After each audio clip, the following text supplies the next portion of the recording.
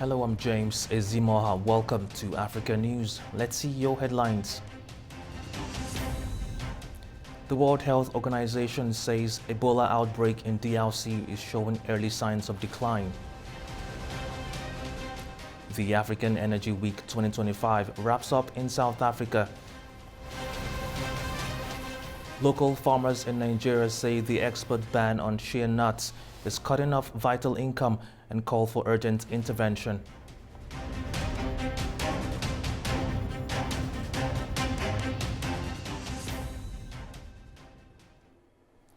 Gas projects topped the agenda at the African Energy Week in South Africa. Industry officials highlighted how LNG and LPG investments could drive Africa's just energy transition and expand opportunities for small businesses.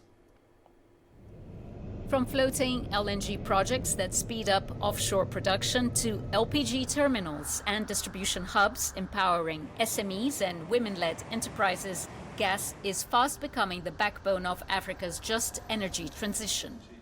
It dominated discussions at the African Energy Week in Cape Town. We're seeing these fantastic new reserves potentially in Mozambique, Tanzania, here in the Orange Basin, originally in the Utanika Basin in South Africa, and Namibia. The issue, of course, is, can they be monetized, and how much is available to build a market domestically versus the export market opportunity. Gas is not only a cleaner energy source, but also aligns with the continent's climate goals and long-term net zero targets. We need to go and develop those reserves. And if you look at Namibia in the last 4 years, 75% success rate, right? So South Africa, actually, we are in a pole position, and we need to make sure that we develop these resources, but we do it in a responsible way. Oil, however, remains central to energy security and economic stability. Angola, Uganda and Nigeria, the continent's top producers, are set to add more than 1.2 million barrels of oil a day to production as domestic demand climbs. You're looking at significant amounts of revenue that are generated to be able to put into socio-economic projects. We're looking at education, for example, healthcare. A lot of the oil and gas producing nations do use oil revenue to be able to drive their budgets. Expanding refining capacity is also key for Africa to capture more value from its natural resources. While international investors remain central, pressure is mounting for African governments to take the lead. We are looking at introducing another dynamic to our economies, namely talking about attracting investment and financing, improving the investment conditions by introducing reforms. We have seen a resurgence of projects in Angola. We see also investment in Namibia, the Congo, Gabon. So we see things are coming on stream, which is very positive for the continent. The question is no longer if Africa can power its own future, but how fast. The projects are underway, the gas is in the ground, and the political will is taking shape. The real test now is speed and scale to match supply to growing demand. Let's talk to Jonah Musheko, spokesperson for Green Hydrogen Program, joining us from Windhoek, Namibia, about energy development in Africa as the Africa Energy Week wraps up in South Africa. Thank you for joining us, Jonah. Yes, thank you for having me. Now, Ethiopia recently inaugurated the Grand Ethiopian Renaissance Dam, Africa's largest hydropower plant. In the context of energy transition across the continent, how can Africa's energy infrastructure be developed to support cross-border energy trade and cooperation? Well, thank you. It is as Africans, we have started with engaging each other on how best we can work together in the energy sector.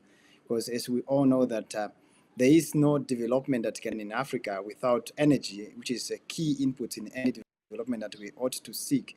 And we should also now have, remember the statistics talking about still the number of people that do not have access to energy or power in Africa.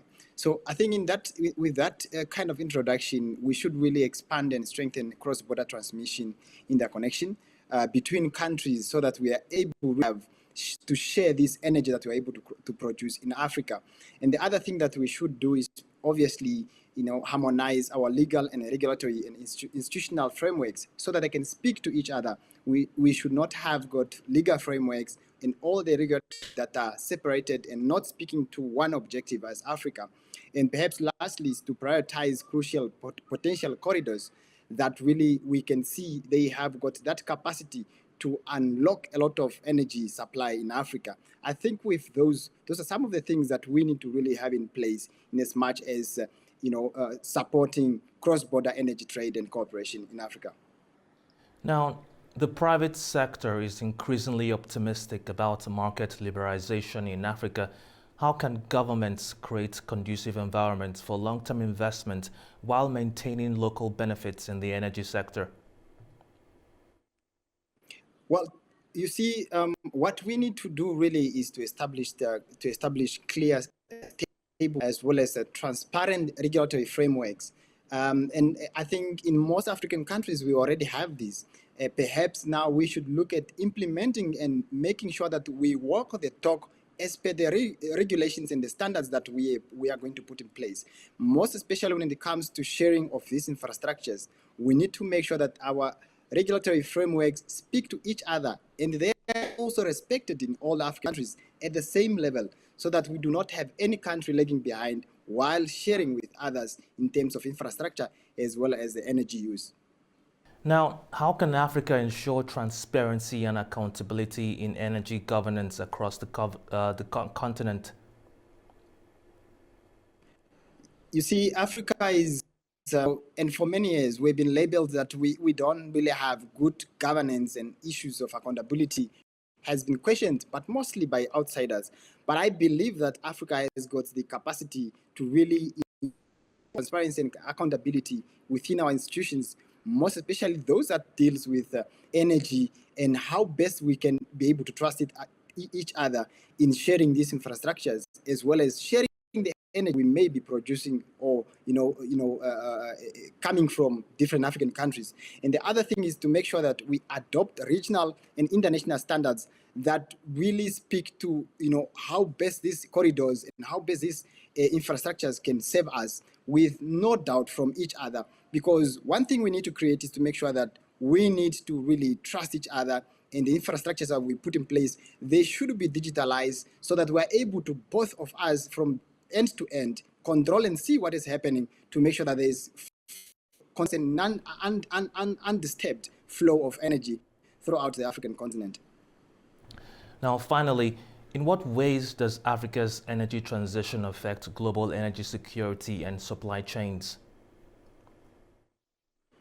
Yeah, we all know that, and it's not a secret that Africa is the continent that has got most potential in as much as whether you talk of minerals, raw minerals, energy sources, whether you talk of availability of land, because if we put these matters and these factors together, we are able to say we have got the starting point in terms of energy supply in the world. We have got the hydropower example that you have given. We have got availability of proper sunlight, good sunlight in Africa, which can be utilized in terms of renewable energy. We have got the minerals, raw minerals that are needed in various industries. So we need to realize the potential we have. And when we speak to other colleagues from other parts of the world, we should speak with the realization of who we are, what we own, and how best can we get out of the table or away from the table with the best share for Africa. Well, thank you very much, Jonah, for sharing your time and insight. With Cameroon's presidential election approaching, investors are weighing both political and economic risks. This comes as 92-year-old President Paul Biya faces a field of challenges while the nation grapples with debt, donor shortfalls, and commodity-driven vulnerabilities. On October 12th, more than 8 million voters in Cameroon will decide whether to grant the world's oldest head of state an extension of his 4-decade rule. Here's what investors are watching in the race to lead one of Central Africa's biggest economies. 92-year-old President Paul Biya faces a dozen other candidates. But at the helm of the ruling party, he controls the electoral machinery and is almost certain to win. His main challengers are Issa Chiruma Bakari, a former Minister of Employment, and Bello Buuba Maigari, Biya's first prime minister when he took power. There's also a noteworthy absence, Maurice Kamto, Biya's main rival. The Electoral Commission rejected his candidacy in July without giving a reason. Kamto secured 14% of the votes cast during the last election in 2018, which Biya won amid fraud allegations. Cameroon started issuing Eurobond debt in 2015, putting it on the radar of frontier market investors. The country also had an almost $690 million International Monetary Fund, or IMF, program that ended in July. Investors will be watching to see if it will secure a new arrangement. Cameroon's economy is reliant on commodities exports. It's the world's fifth biggest cocoa producer and also exports oil, gas, and timber, leaving it vulnerable to commodity price slumps. Increased climate catastrophes could also curb production. The IMF classifies Cameroon's debt as sustainable, but at a high risk of distress. That could pose a problem for the winner as the government seeks to borrow $1.6 billion locally and abroad to plug a financing gap amid falling disbursements from donors.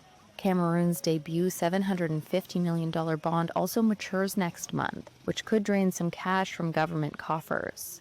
The winner will also have to address a financial sector that has been deemed susceptible to money laundering.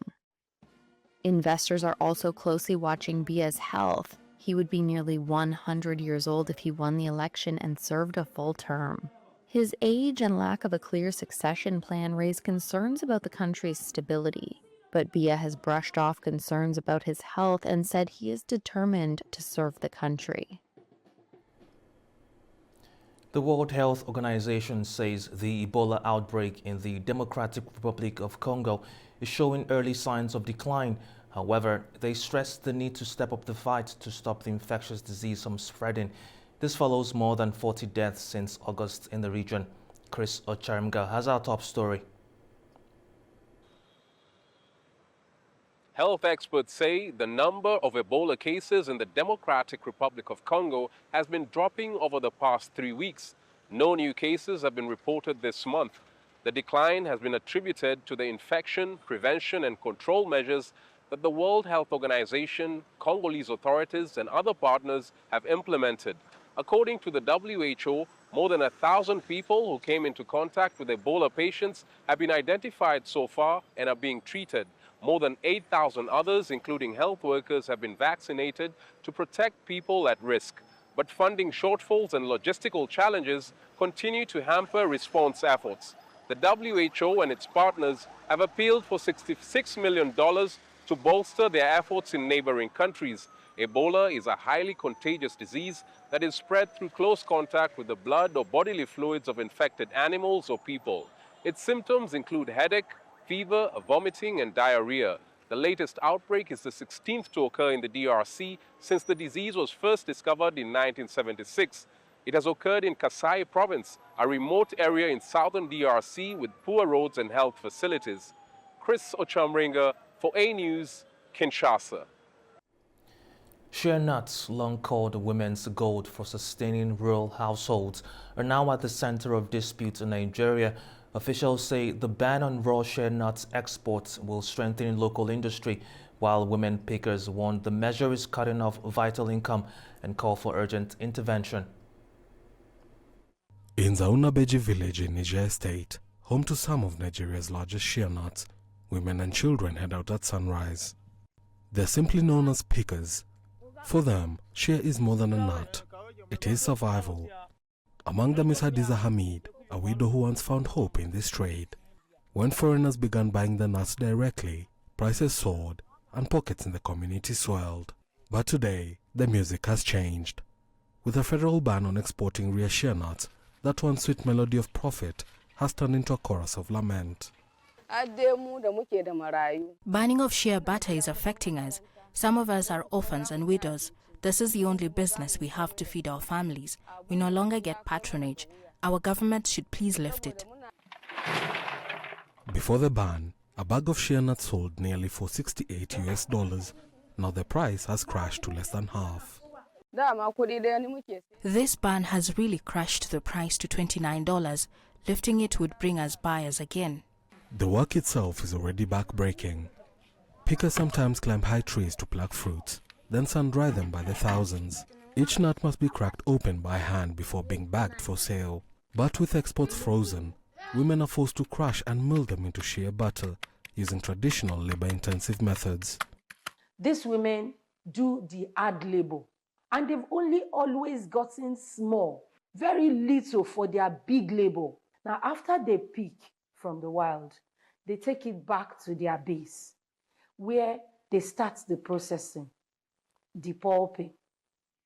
Depulping first, then they start sun-drying, then they start, before they get to shea nuts itself, it has gone through about 4 stages. The rural women that they are suffering, that what they are the receiving end, like now, the ban of the exportation have really affected the rural women. So we want government to come in with their so many intervention from the government that will boost those women. They will encourage them to do more on the farm. Government officials argue the policy is not about punishing pickers, but about positioning Nigeria in the global value chain. Instead of exporting raw nuts cheaply, the goal is to export shea butter, oils, soaps, and cosmetics at higher margins. We have the shea butter and coconut cream. We have the moisturizer cream. We have the shea butter black soap. We have the tablet soap, which is bar soap. We also have shampoo. We also use it for body paints. We have the one for body paints, and we have the one that will glow your skin.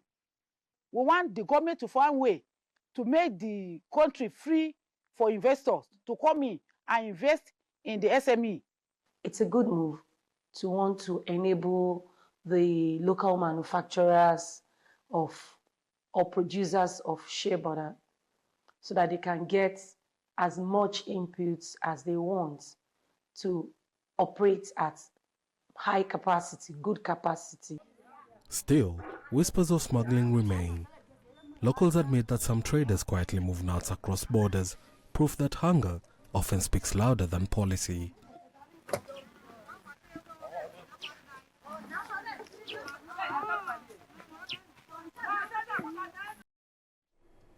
South Africa's wine industry faces new uncertainty after the expiry of the African Growth and Opportunity Act. The key U.S. trade pact had given producers tariff-free access to the American market for 25 years. Local producers say higher tariffs could hurt competitiveness in the U.S. market. South Africa's wine industry faces an anxious time.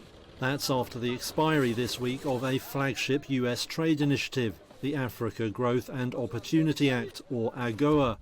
It had provided tariff-free access for thousands of goods from sub-Saharan African countries to the American market for 25 years. Winemakers like Tinashe Nyamudoka, founder of Kumusha Wines, are already feeling the impact of the Act's demise. There is going to be a knock. I've mentioned already I'm going to take an 8% knock as a producer, my distributor the same, my importer the same, and probably will pass on what's left 6%, and hopefully that's not a lot on the consumer. AGOA has given South African wines a competitive edge over rivals from Australia, New Zealand and South America. Now South Africa faces Trump's 30% tariff on its exports, including wine, hurting competitiveness.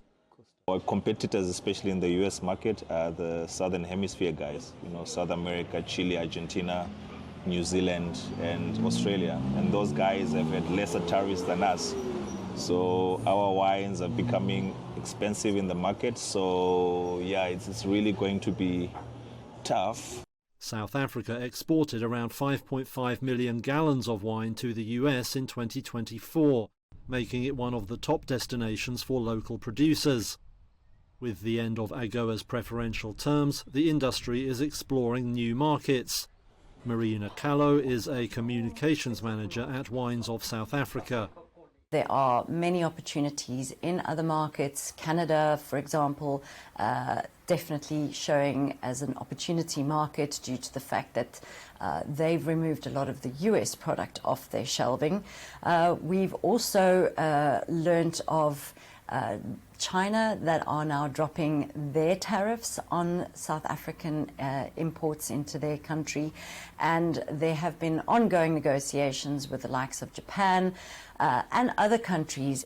After a long silence on the matter, the Trump administration said this week it supports a one-year extension of AGOA. Responding to Reuters' questions, the White House said it backed a temporary extension but didn't elaborate. Offering hope for Africa, AGOA does enjoy considerable bipartisan support in Washington. Supporters argue that if it isn't extended, China will move fast to fill the gap left by America. Well, that's all we have today in Africa News. Thank you for watching. Stay tuned to A News.